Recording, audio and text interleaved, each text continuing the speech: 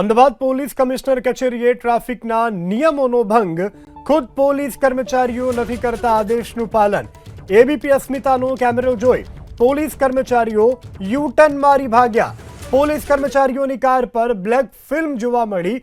Commissioner કચેરી પર number plate વગરના વાહનો જોવા મળ્યા। કારના ડેશબોર્ડ પર પોલીસ લખેલી નેમ પ્લેટ જોવા મળી। કેમેરો જોઈ કેટલાક કાર ચાલકોએ દરવાજો બંધ કરી દીધો। શહેર આખામાં ડ્રાઈવ યોજતી પોલીસ નિયમનું નથી કરતી પાલન। નિયમોનું પાલન ન કરનારા પોલીસ કર્મચારીઓ સામે કાર્યવાહી ક્યારે થશે?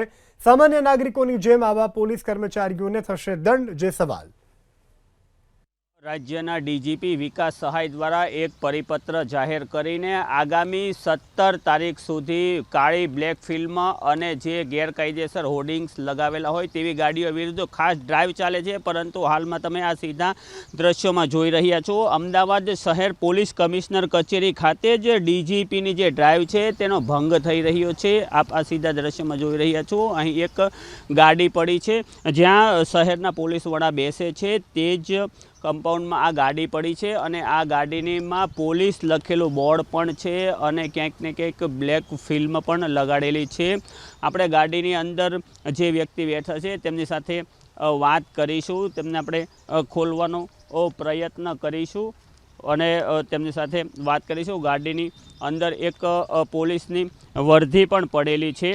સાહેબ, ડીજીપી સાહેબનો એક આદેશ છે કે પોલીસ લખેલું બોર્ડ ન લગાડી શકાય। આપની ગાડીમાં આ પોલીસ લખેલું બોર્ડ છે અને પોલીસ કમિશનર કચેરીમાં છે, આપનું શું કહેવું છે? તેઓ બહાર આવીને હાલમાં તેમણે કાચ બંધ કર્યો છે, પરંતુ તેઓ બહાર આવશે, આપણે તેમની સાથે વાત કરીશું, સમગ્ર મામલો જાણવાનો પ્રયત્ન કરીશું। શું છે મામલો? આ ગાડીમાં તમારી બ્લેક ફિલ્મ પણ લાગેલી અને કાચ પણ એક હું ના વાત કરું છું। એટલે તમે ડ્રાઈવર છો કે વિભાગમાં કામ? ડ્રાઈવર છું સાહેબનું, એટલે હું સાહેબની જોડે વાત કરી લઉં। એટલે કોણ છે સાહેબ? એટલે વાંધો નહીં, અરે સાહેબ, સાહેબ કોણ છે ખાલી જણાવો।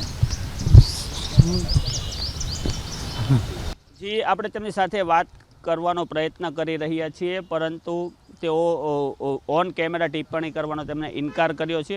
તેઓ પોતે ડ્રાઈવર હોવાનું જણાવી રહ્યા છે, પરંતુ સમગ્ર મામલાની હકીકત શું છે તે બાદ જ જાણવા મળશે। પણ કહી શકાય કે રાજ્યના પોલીસ વડાનો જે આદેશ છે તેનું ઉલ્લંઘન અમદાવાદ શહેર પોલીસ વડાની કચેરીમાં થઈ રહ્યું છે તેવું ચોક્કસથી કહી શકાય।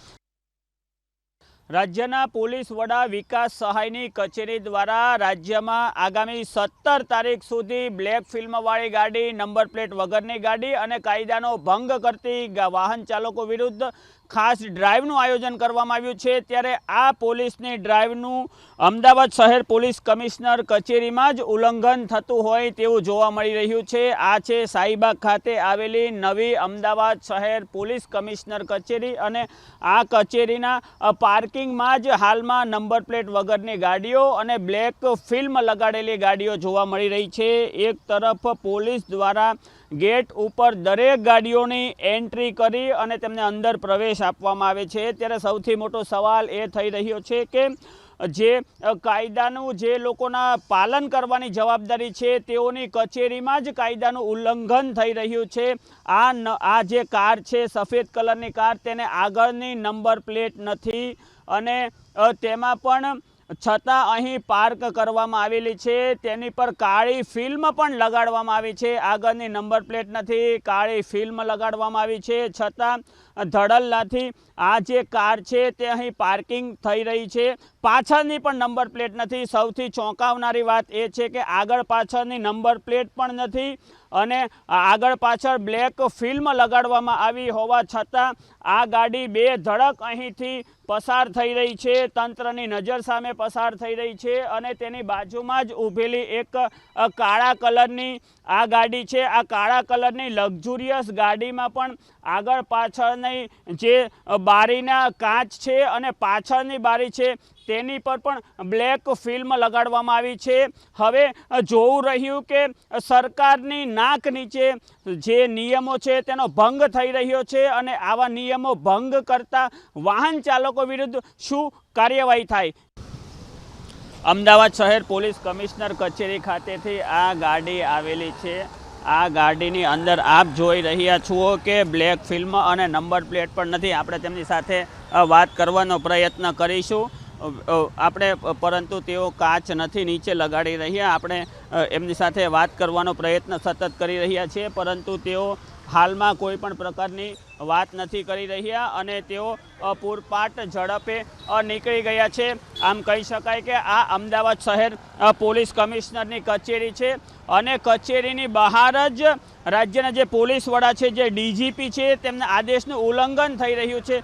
આવું ઉલ્લંઘન કરી રહેલા જે પોલીસ કર્મચારીઓ છે તેમની વિરુદ્ધ કેવી કાર્યવાહી થશે તે પણ જોવું રહ્યું. અને એક તરફ પોલીસ રાજ્યના સામાન્ય નાગરિકો પાસેથી દૈનિક કરોડો રૂપિયાનો દંડ ઉઘરાવે છે, બીજી તરફ તેમના નાક નીચે જાણે વાડ ચીબડા ગણતી હોય તેવા દ્રશ્યો અહીં સર્જાઈ રહ્યા છે. એબીપી અસ્મિતાના કેમેરાને જોઈને અંદર બેસેલા જે પોલીસ કર્મી છે તે યુ ટર્ન લઈ અને નાસી રહ્યા છે, ભાગી રહ્યા છે. આમ જેમની જવાબદારી હોય તો બીજી એક અન્ય ગાડી આવી રહી છે કે જેમાં નંબર પ્લેટ નથી લગાડેલી. આપણે તેમની સાથે વાત કરીશું અને જાણવાનો પ્રયત્ન કરીશું કે શું કારણસર તેમણે નંબર પ્લેટ નથી લગાડી અને ગાડીમાં કાળી બ્લેક ફિલ્મ પણ લગાડેલી છે. આમ પોલીસ કમિશનર કચેરી ખાતે આવતી ગાડીઓમાં ટ્રાફિક નિયમનો ભંગ થઈ રહ્યો છે અને તેઓ હાલમાં જબરજસ્તી અહીંથી પસાર થઈ રહ્યા છે, જબરજસ્તી અહીંથી ભાગી રહ્યા છે. પરંતુ આપણે તેમની સાથે વાતચીત કરવાનો પ્રયત્ન કરીશું. કાળી ગાડીવાળી આ નંબર પ્લેટ છે અને જે આ મહાશય આવ્યા તેમની પાસે લાયસન્સ પણ ન હોય તેવું લાગી રહ્યું છે. લબર મૂછીઓ છે અને એબીપી અસ્મિતાનો કેમેરો જોઈને તેઓ તુરંત ભાગી ગયા. આમ કહી શકાય કે પોલીસ કમિશનર કચેરીમાં તેના ગેટ ઉપર ટ્રાફિકના નિયમોનો ભંગ કરતી જે વાહન ચાલકો આવે છે તેમની વિરુદ્ધ કાર્યવાહી કરવા માટેની કોઈ પણ વ્યવસ્થા ઊભી કરવામાં નથી આવી.